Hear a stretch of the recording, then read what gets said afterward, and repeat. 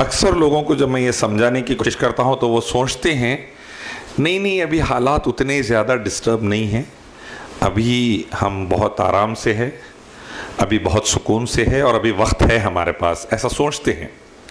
लेकिन सिचुएशन कैसी है, उसकी ग्रेविटी क्या है, उसकी कितनी इंटेंसिटी है, मैं आपके सामने रखने की कोशिश करूँगा। 28,000 TV stations, 1.5 lakh publications, magazines और न्यूज़पेपर्स और लगभग minimum 3 lakh anti Islamic mindset anchors, 550 languages में इंक्लूडिंग साइन लैंग्वेज रोज़ाना कम से कम एक मरतबा इस्लाम के ख़िलाफ़ जहर उगलते हैं थ्रू आउट द वर्ल्ड। ख़ास तौर पर शरीयत इलाही के ऊपर, अल्लाह के जो क़वानीन हैं उसके ऊपर बड़ा बुग़्ज़ रखते हुए जहर उगलते हैं। मसला चाहे सूद का ले लीजिए, मसला चाहे हिजाब का ले लीजिए, मसला चाहे कोई भी एक मसला मौजू उठाते हैं और अल्लाह के क़ानून के ऊपर मुख्तलिफ स्टेटमेंट्स, मुख्तलिफ कॉन्स्पिरेसी थीरीज ऐसे पेश करते हैं गोया इंसान ये मान ले शरीयत इलाही मॉडर्न डे सल्यूशन नहीं है बल्कि मॉडर्न डे का सबसे बड़ा प्रॉब्लम है। ये एहसास दिलाते हैं। एक डिबेट का मैं छोटा सा आपको खाली सिनेरियो बता देता हूं। एक साहब कह रहे थे क्या बात करते हैं आप, कानून, अल्लाह का कानून, अल्लाह का कानून, हाथ काट दो गर्दन काट दो, हाथ काट दो गर्दन काट दो, इसके अलावा क्या है? ये एक साहब, और आपको मालूम उनका नाम मुसलमानों वाला नाम था, उनका सपोर्ट कर रहे थे मॉडर्न डे लिबरल मुस्लिम माइंडसेट का हूं बोलकर। एक पर्टिकुलर हमारी पार्टी है मुल्क की, उसका सपोर्ट कर रहे थे, पर्टिकुलर आइडियोलॉजी है उसका सपोर्ट कर रहे थे वो, और टीवी डिबेट में मुझसे कह रहे थे। मैंने सिर्फ इतना जवाब दिया, आपने किसी का मर्डर किया, कत्ल किया? नहीं। आपने किसी की इज्जत पर हमला किया? नहीं। तो आपका हाथ भी नहीं, आपकी मुंडी भी नहीं जाएगी इंशाअल्लाह, अल्लाह, आपका सर भी नहीं जाएगा, हाथ भी नहीं जाएगा इंशाअल्लाह। आप कत्ल करेंगे, आप किसी की इज्जत पर हमला करेंगे या चोरी करेंगे, तब आप रेंज में आएंगे। तो इस्लाम कॉज एंड इफेक्ट पर अमल करता है, खाली इफेक्ट देख लिया आप कॉज भूल गए। तो मैं ये एहसास दिलाया, अल्लाह का शुक्र है समझ में आया। उसी वक्त सवाल मुझसे किया गया, देखिए ग्राउंड बनाया था एक मुसलमान, फायदा कौन उठाते? जब 2 बिल्लियां लड़ती है तो फायदा किसका होता है?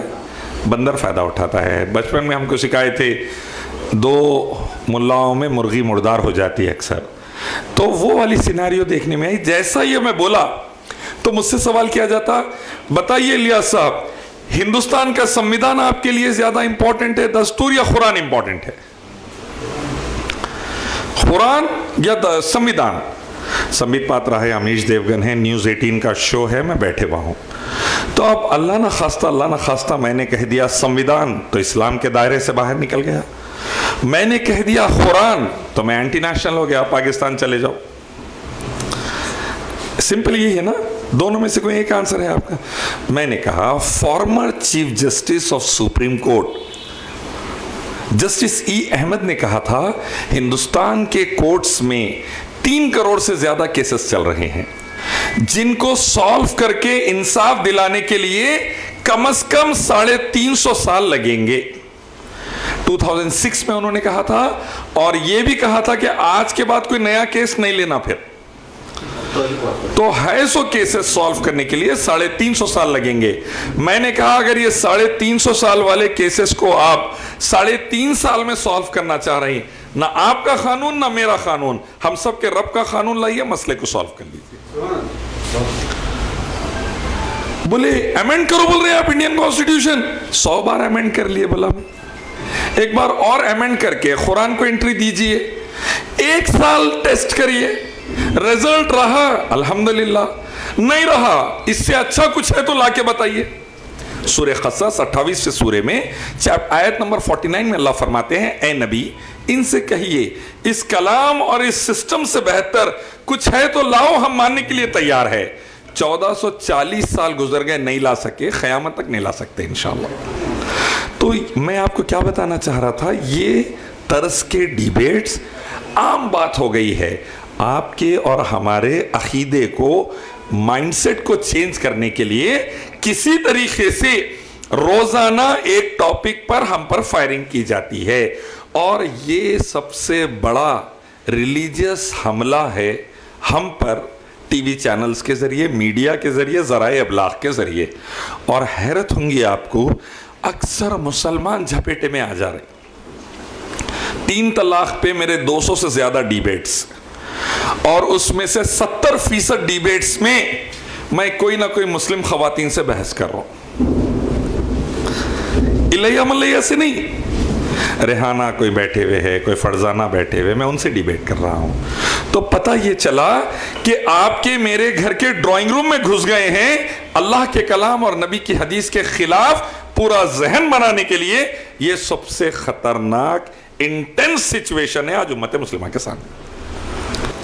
एक छोटी सी मिसाल आपके सामने है, आप हम जो मुहिम अब्दुल में लेके उठे हैं, इसका असर 100 फैमिलीज अगर बगैर खर्च के निकाह पर तय हो गए, तो इसके मतलब यह है अल्लाह चाहा तो सुम्मा इंशाअल्लाह आपने उम्मत मुस्लिमा के कम से कम 8 से 10 करोड़ रुपए बचा लिए।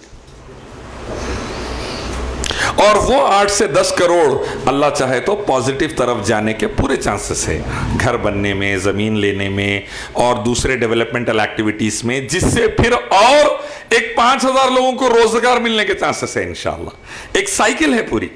ये एक इंपैक्ट है इस्लामिक लॉ का सुन्नत के मुताबिक। आप अगर पूरे इस्लाम की बात करेंगे तो इमेजिन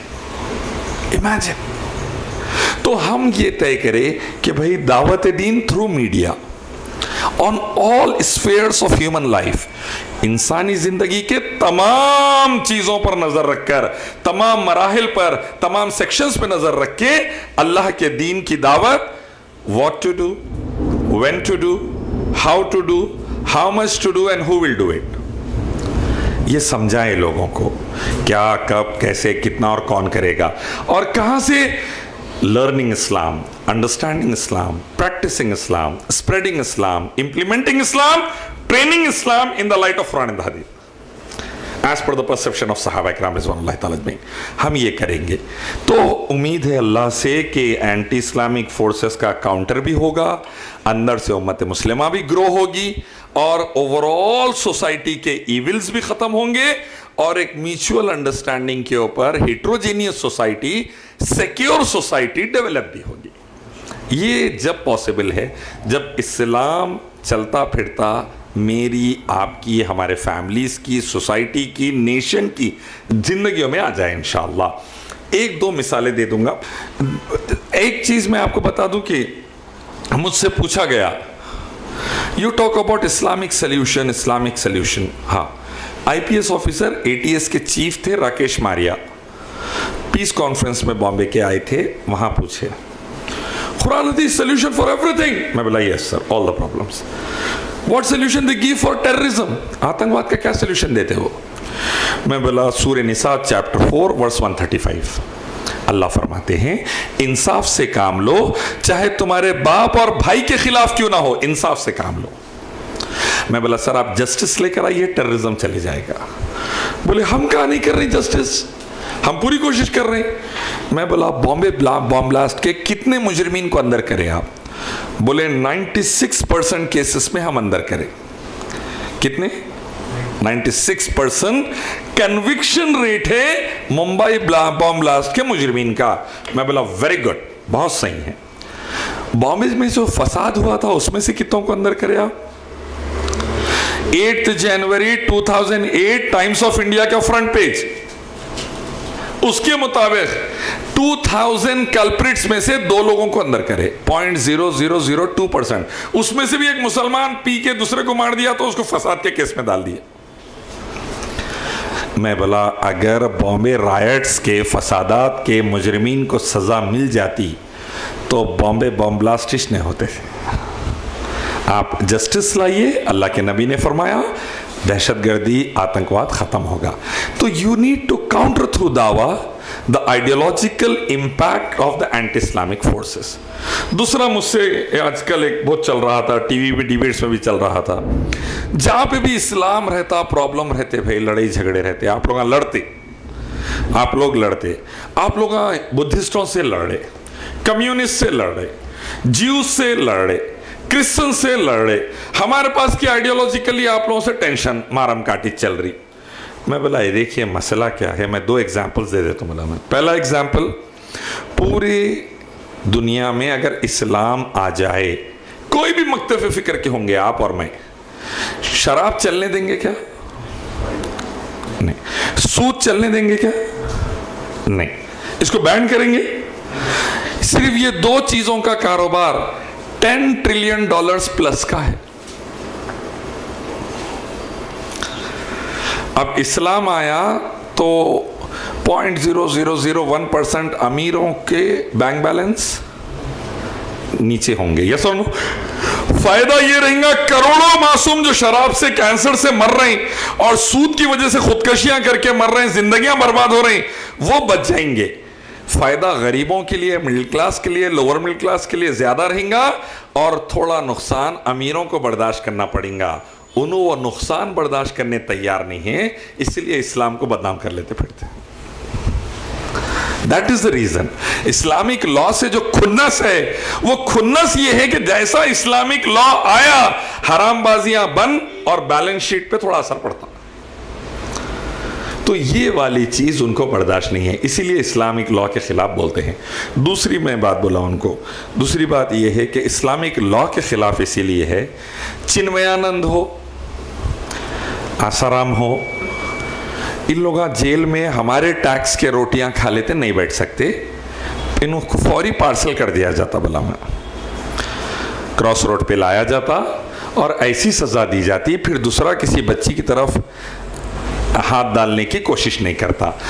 कोई भी रहो, अब्दुल्ला रहो, अब्दुल रहमान रहो, इक्वालिटी जस्टिस एस्टैब्लिश होती, बच्चियों की, मासूम की जान, इज्जत और आबरू बचती और रेपिस्ट और मर्डरर पैकअप हो जाता। ऐसे लोग नहीं चाहते इस्लाम आए, इनको बचाने वाले नहीं चाहते इस्लाम आए। और इस्लाम आया तो जान की हिफाजत, माल की हिफाजत, इज्जत की हिफाजत, आबरू की हिफाजत होती है, लेकिन ये लोग नहीं चाहते। इसीलिए कभी मंदिर मस्जिद के नाम पर, कभी इस्लामी क़वानीन को एक्सट्रीमिस्ट बताकर इस्लाम पर अटैक करते, मुसलमानों पर अटैक करते और billions and billions of dollars अपने मीडिया में लगाकर आवाम का जहन बनाते इस्लाम के ख़िलाफ़। ये तमाम शर में से अल्लाह ने खैर निकाला कि 14 टीवी चैनल्स पर 1100 से ज़्यादा डिबेट्स पिछले 3 सालों में मैंने दिए अल्हम्दुलिल्लाह। उसमें तौहीद, रिसालत और शरीयत को पेश करने का अल्लाह ने मौका दिया और अल्लाह ने काम ले लिया। तो उसका नतीजा ये है अल्हम्दुलिल्लाह। अब मेरे को बुलाने से पहले 15 मिनट पहले रिक्वेस्ट करते कि इलियास भाई, वो सामने वाले स्पीकर नहीं आना चाह रहे, ज़रा आपका नाम सुन के थोड़ा नरमी बढ़ती है ना, आप प्लीज़ बोलते। तो मैं बोलता हूँ भाई, I am ready to be soft, I am ready to be mild. अगर उन्हों सीधे रहे तो, उन्हों ABCD करे तो मैं XYZ कर डालूंगा, माइल्ड से फौरी वाइल्ड बन जाऊंगा मैं फिर इंशाल्लाह। फिर आप कंसिक्वेंसेस के लिए तैयार रहिए। तो अल्लाह का एहसान अजीम है, इस्लामिक लॉ का इतना इम्पैक्ट बैठ गया। कल की टॉपिक थी नुसरत जहां पंडाल में गए दुर्गा पूजा करने मेंबर ऑफ पार्लियामेंट TMC के। 5 टीवी चैनल्स पे था मैं लगभग, टाइम्स नाउ पे, न्यूज़ एक्स पे, इंडिया न्यूज़ पर, अल्हम्दुलिल्लाह CNN पर। मैंने सिर्फ इंग्लिश और उर्दू के डिबेट से मैंने इतना ही कहा, मखलूक की पूजा से नर्क, खालिक की पूजा से स्वर्ग। बोले नहीं, नुसरत जहाँ का शौहर हिंदू है तो उसके लिहाज में वो चली गई। हिंदू शौहर के लिए हिंदू धार्मिक किताबों से मखलूक की पूजा पे नर्क, खालिक की पूजा पे स्वर्ग। ये बात है और हमको ये चीज़ को मानना है। जब मैं ये कन्वे करा, बोले कभी आमिर खान को नहीं बोलते आप? बोला आमिर खान, शाहरुख खान, अमिताभ बच्चन सबको बोलते, नुसरत जहां बोल के नहीं उनको ही बोलते। नहीं, अगर कोई अपनी मर्जी से कर लिया तो अल्लाह ताला बोले शिर्क करा तो जहन्नुम में जाते। नहीं, कल्चरली कर लिया, कल्चर रिलीजन के आगे नहीं जाना चाहिए। तो ये चंद चीज़ें वो लोग उठाते, अपन ने काउंटर देते जाना है। मेरी गुजारिश तमाम भाइयों से है, मीडिया के ऊपर ध्यान दीजिए मीडिया के ऊपर एस्टैब्लिशमेंट और इस्लाम के लिए उसको काम पे लगाने के लिए कुछ आप लोग कर सकते तो ज़रूर अपने अपने लेवल पर करिए। मीडिया में रहेंगे तो आइडियोलॉजी और इस्लामिक लॉ के ऊपर जो सवाल उठ रहे हैं उसका अच्छे से जवाब दे सकेंगे। अल्लाह ताला से दुआ है अल्लाह ताला हम सबको कहने सुनने से ज़्यादा अमल की तौफीक नसीब फरमाए और अल्लाह ताला हमसे ज़िंदा रखे इस्लाम पर और ख़ातिमा हमारा ईमान पर फरमाए।